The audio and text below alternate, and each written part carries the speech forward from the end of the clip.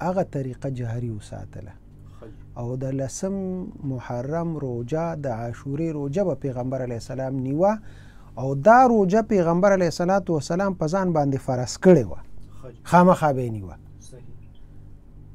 او صحابه او مسلمانانو ته به یې ویل تاسو دا روجه نیسئ. نو دا روجه به نیوې کېده. کله چې د رمضان وجوب راغی، چې رمضان میاشت راله، نو بیا پیغمبر علیه السلام مسلمانانو ته اختیار ورکړ ستاسو خوښه ده که دا روجه نیسئ او که نه نیسئ. نو بیا د مسلمانانو دپاره دا روجه نفل شوه، خو پیغمبر علیه السلام ټول عمر نیولې ده. کله چې مدینې منورې ته هجرت وکړ، هلته یهودو هم دا روجه نیوه. نو پیغمبر علیه السلام تپوس وکړ چې یاره تاسو دا روجه ولې نیسئ؟ نو هغوی ورته وی یا رسول الله، موسی علیه السلام او زمونږ بني اسرائیلو ته الله پاک د فرعون نه نجات ورکړو، په هغه خوشحالۍ کې مونږ د عاشورې روجه نیسو، په دې ورځ باندې هغوی ته نجات میلو شوی. نو پیغمبر علیه السلام صحابو ته وفرمایل چې مونږ زیات حقدار یو موسی علیه السلام سره د مینې او د محبت او په دغه باندې د خوشحالۍ.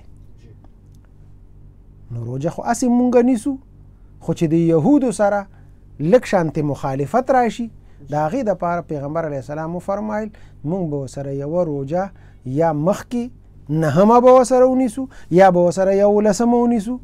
اگر چې پیغمبر علیه السلام په بل کال وفات شوی دی، هغه نه ده نیولې، خو دا ده چې حکم یې کړی دی که تاسو ونیوه نو د هغې فضیلت به ډېري، ثواب به یې ډېري. ثوابونه یې څومره دي د دې ورځ چې څوک روجه ونیسي یا مخکې وروسته ورسره یوه ونیسي؟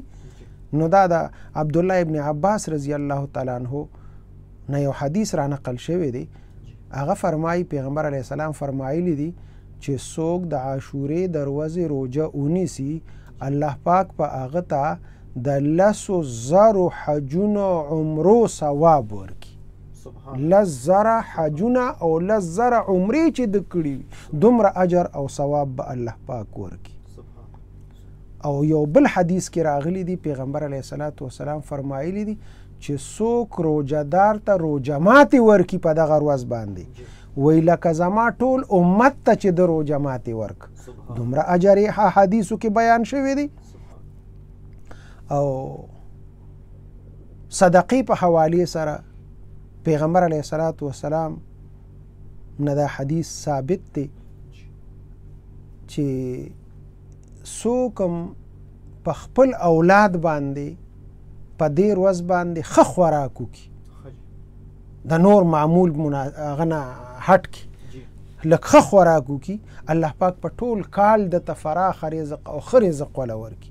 نو هم د روجې حکم شته او هم چې دی نو د صدقې حکم شته، د حدیثو نه ثابته ده او پیغمبر علیه السلام او د صحابو د عمل نه دا ثابته ده. نو روجه نیول مسلمانانو ته درخواست دی چې روجه ونیسئ، په دې ورځ باندې ډېر زیات ثوابونه دي، نفل روجه ده. او بل صدقه دقه ده چې تاسو روجه ماتې چاله ورکړئ نو دا شوه لکه ټول امت ته م ورکړي.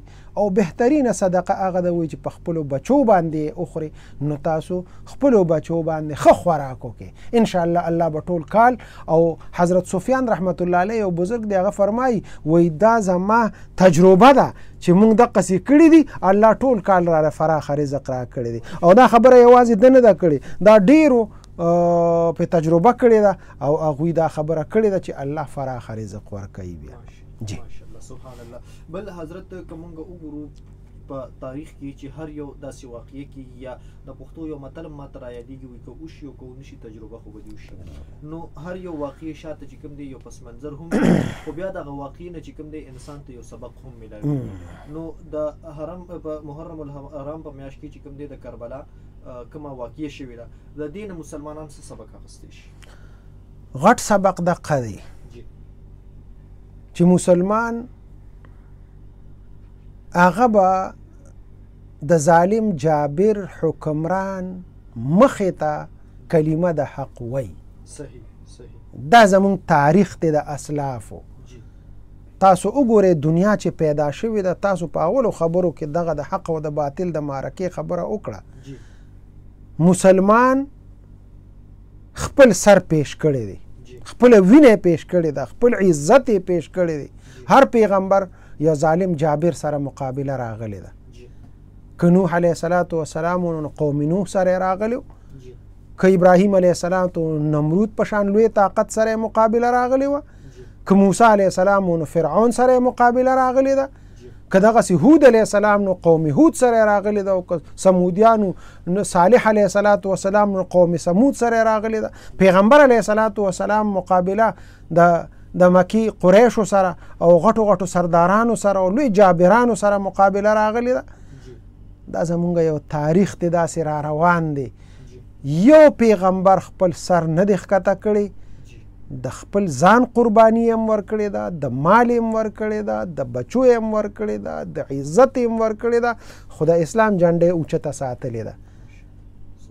امام حسین رضی الله تعالی عنه او مرګري هغوی چې دی نو ډېر بېوسه او بېکسه و، هېڅوک ورسره نو اتیا کسه څه شی دی، دا ډېر کم تعداد سره دوی وو، او باوجود د هغې نه هغوی د یو ظالم جابر ته سر ښکته نه که، او هغه چې کومه هغه مصممه اراده کړې وه چې زه به ځم او زه به هلته ورځم مقابلې له، هغسې وکړه او خپله اراده کې هغه خپل ځان کامیاب کړ. اگر چې د خپلو بچو قرباني هم ورکړه، د خپل ځان قرباني هم ورکړه، خو باطل ته یې سر ښکته نه کړ.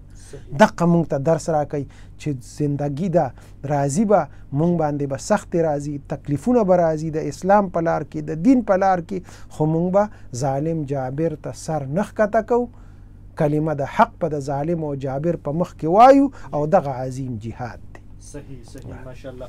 بل حضرت تاسو د عاشورې د ورځې د روژې خبره وکړه، نو عام معمول کې چې کوم دی دلته نهم او لسم محرم یادېږي، نو آیا دا روژه چې کوم دی په نهم لسم دواړو باندې نیول پکار دي که صرف په نهم پکار ده یا صرف په لسم پکار ده؟ که چا دوه نیوي نو هم ډېره بهتره ده، خو که چا یوه ونیوه نو هم چې دی دقه اجرونه او ثوابونه به الله ورکوي.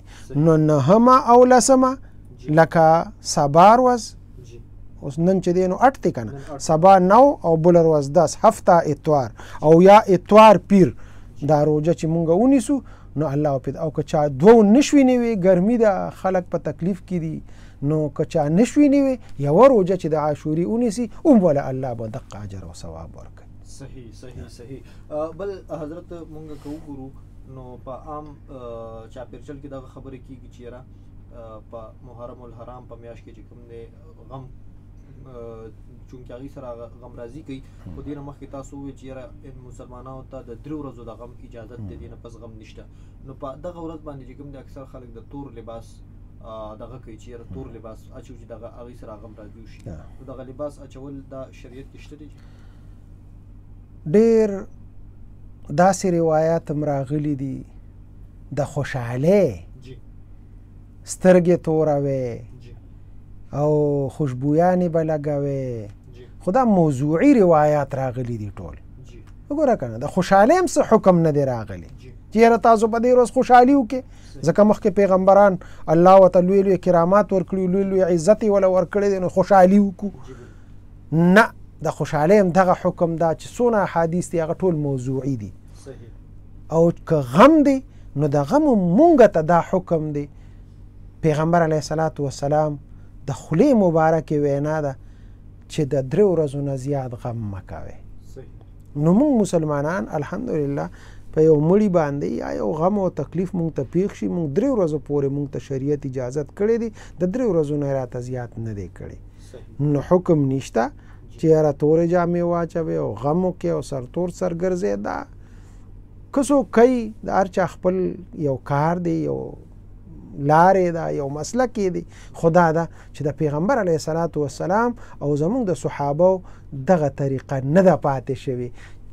د حضرت د پیغمبر علیه السلام په مرګ باندې وګورئ صحابه ډیره زمانه پاتې شوي دي، د وفات نه وروستو، خو هغوی دغه غم نه دی کړی. دغسې چې دی نو حضرت عمر رضی الله تعالی عنہ باندې دغه غم نه دی کړی، حضرت عثمان باندې نه دی کړی، حضرت عمر باندې نه دی کړی، حضرت علی رضی الله تعالی عنہ باندې نه دی کړی. وروستو نور ډېر لوی لوی بزرګان تیر شوي دي، هغوی باندې اوس څوک غم نه کوي. بس موږ ته حکم دا دی چې 3 ورځو نه زیات د غم اظهار به نه کوئ. نور خو غم زړه درمن دی. د کربلا واقعه کله شوې ده خو زمونږ زړونه اوس هم زخمي دي په هغې باندې، خو اظهار د غم هغه د 3 ورځو نه زیات هغې موږ شریعت منې کوي. صحیح. بل حضرت څنګه چې تاسو تذکره وکړه چې یاره مسلمانانو ته 3 ورځو پورې د غم اجازت دی چې دوی به اظهار د غم چې کوم دی دا به 3 ورځې کوي. چونکې زمونږ پروګرام ډېرې خویندې میندې هم اوري، نو کله چې یو خاوند د ښځې وفات شي دغه ښځې ته بیا چې کوم دی د غم کولو څومره اجازت؟ زنانه ته حکم دی چې ته عدت تیر که. خاوند وفات شي نو عدت تیر که.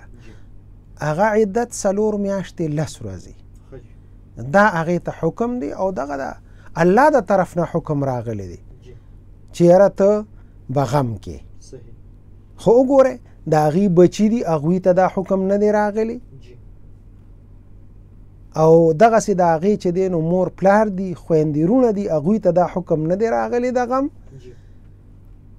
ځکه چې هلته یوازې غم محو نظر نه دی، هلته چې دی نو یو بل څیز هم شته چې یاره دا عدت تیر کی.